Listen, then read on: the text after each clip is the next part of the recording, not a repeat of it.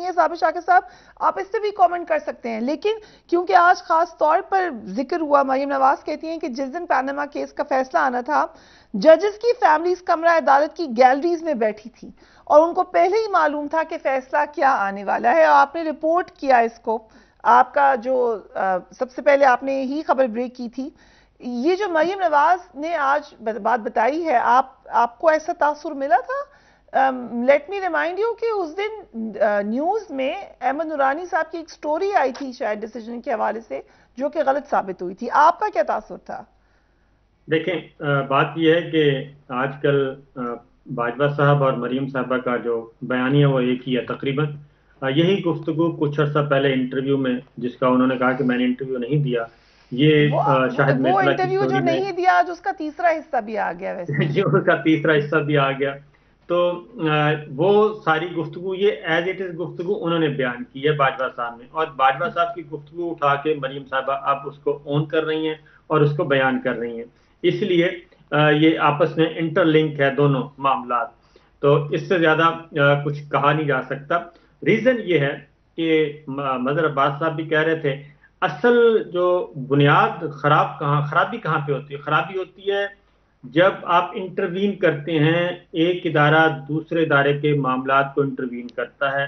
अगर आप हर इदारे को अपना आईनी काम करने की आज़ादी दे दी जाए और हर इदारा अपनी आईनी और जो हुकूमती जिम्मेदारी है उस पे कारबंद रहे, तो मेरा ख्याल है कि कभी भी कोई मसला ना हो। इसीलिए ये जो तारीख के औराक सही होते हैं, हर 10 साल के बाद या 5 साल के बाद वो टेन्योर कम होता जा रहा है। पहले होता था कि 10 साल के बाद तारीख के औराक जो है वो सही होते थे और मख्फी चीजें सामने आती थी।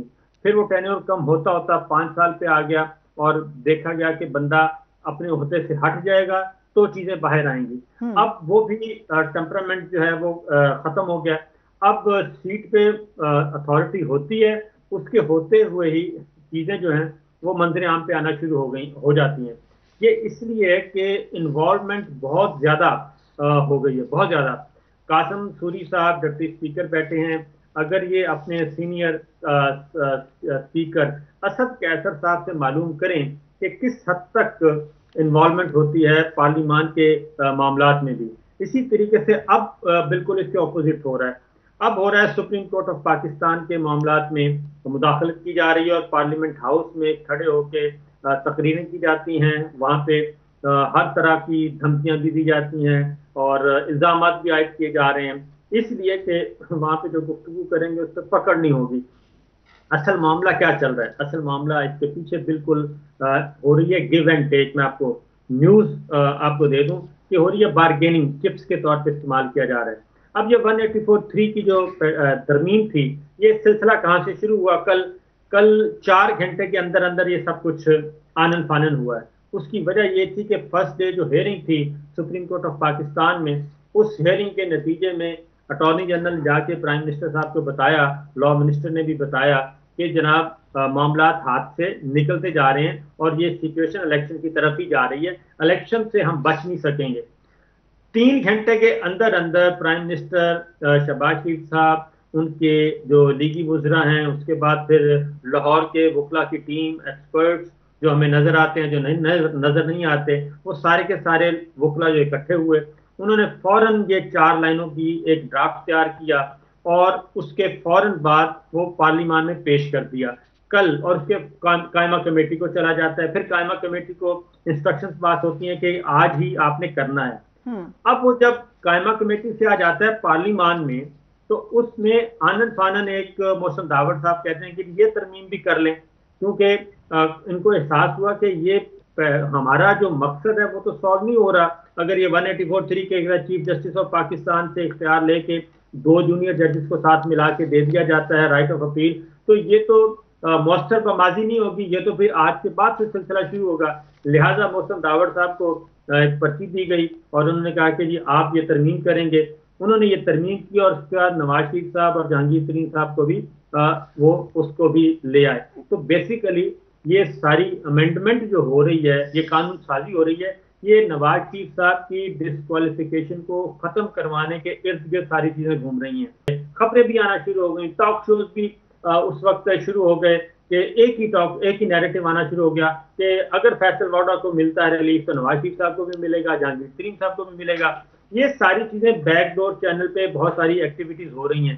اب کس کے درمیان ہو رہی ہیں صاحب شاکر صاحب؟ آپ یہ کہہ رہے ہیں کہ بیک ڈور ایکٹیویٹیز کا اثر یہ بہت ہو رہا ہے ڈائریکٹلی جو ایونٹس ہو رہے ہیں اس کے ساتھ؟ جی بالکل ایسا ہی ہو رہا ہے، کیونکہ اب پھر اس کے بعد آپ دیکھیں کہ کہا جاتا ہے کہ لیول پلینگ فیلڈ ہونی چاہیے. پہلے آج بھی مریم صاحبہ نے کہا ہے کہ پہلے جو سہولت کار جو ہیں ان کا ہوگا، سٹنگ ججز کی تصویریں چلائی گئیں، ریٹائرڈ جرنیلوں کا نام لے کے سرونگ ملٹری لیڈرشپ کو تنقید کا نشانہ بنایا گیا، ریٹائرڈ ججز کو لے کے سول سرونگ ججز کو نشانہ بنایا گیا. تو وہ سارے کا سارا جو لیول پلینگ فیلڈ پہلے یہ ہوگا، پہلے فیصلے واپس ہوں گے، پھر اس کے بعد نواز شریف صاحب کے لیے حالات سازگار ہوں گے، تب الیکشن ہوں گے. اس لیے اب میں ساری اگر آپ دیکھیں تو اب چانسز نظر یہ آ رہے ہیں کہ اب الیکشن ہو جائیں گے. اس کی وجہ ہے کہ نواز شریف صاحب کے لیے اب یہ ایک کوریڈور کھول دیا گیا ہے. اور کوریڈور ایک بات بڑا کلیئرلی بتا دوں کہ جوڈیشری نے اپنے کندھے دینے سے انکار کیا، اور اب یہ وایا میڈیا نکالا گیا، وایا پارلیمنٹ لیجسلیشن کرے گی اور اس کے ذریعے سے پھر ان کو ریلیف ملے گا اور ان کو واپس سسٹم میں لایا جائے گا. اس لیے بلاول بھٹو جب یہ امینڈمنٹ آئی تو بلاول بھٹو نے فرسٹلی ریئیکٹ کیا اور انہوں نے کہا کہ اس کو ابھی مؤخر کر دیں، کیونکہ شاید ان کو بھی نہیں پتا تھا کہ یہ چیز آ رہی ہے. کل شازیہ مری صاحبہ کو بھی پرائم منسٹر سے جب وہ ملنے جا رہی تھی تو ان کو روک لیا گیا تھا اور ان کو اندر جانے نہیں دیا گیا تھا، کیونکہ اندر لیگی وزراء اور لاہور کے کچھ وکلا بیٹھے تھے جو ڈسکس کر رہے تھے یہ سارے کا سارا ایشو. اوکے لیکن اس میں جو آپ نے بڑی بہت ساری خبروں میں مین خبر آپ نے کہا کہ اب لگ رہا ہے کہ الیکشنز ہو جائیں گے، یعنی جو مریم نواز کہہ رہی ہیں کہ لیول پلینگ فیلڈ ان کو چاہیے، تو اس طرف جاتے ہوئے ہم نظر آ رہے ہیں. لیکن آج بلاول بھٹو صاحب نے ایک اور بات کی آپ سے ڈائریکٹلی ریلیٹڈ ہے. سوری صاحب ذرا سنیے کیا کہا انہوں نے. آج ووٹ آف نو کانفیڈنس لے کر اس کا جواب میں انہوں نے آئین توڑوایا. جو سپیکر تھا اس وقت تھا، جو وزیر اعظم تھا اس وقت تھا، جو اس وقت تک صدر پاکستان ہے، انہوں نے آئین توڑوایا. اس کا جواب میں ہم نے کیا کیا؟ 1 سال ہم حکومت میں رہے ہیں، آئین توڑنے والے ہمارا اپوزیشن ہے اور ہم ہاتھ پہ ہاتھ بیٹھے ہیں کہ یہ تو سیاسی وکٹمائزیشن ہو جائے گا. میڈیا کیا کہے گا؟ وزیر اعظم صاحب اگر آئین توڑا گیا تو آپ کو کیس فائل کرنا چاہیے. آئین شکنی کا مقدمے کا سامنا کرنے کے لیے تیار ہیں آپ؟ یہ 1 سال گزر گیا، وہ خود رو رہا ہے کہ ہم کچھ نہیں کر سکے، معیشت تباہ کر دی. بات یہ ہے کہ میں نے تو رولنگ دی اور اگر وہ آج وہ ریورس نہیں ہوتی تو آپ دیکھیں معیشت بھی صحیح ہو جاتی، الیکشن بھی ہو گئے ہوتے، ملک آگے گیا ہوتا.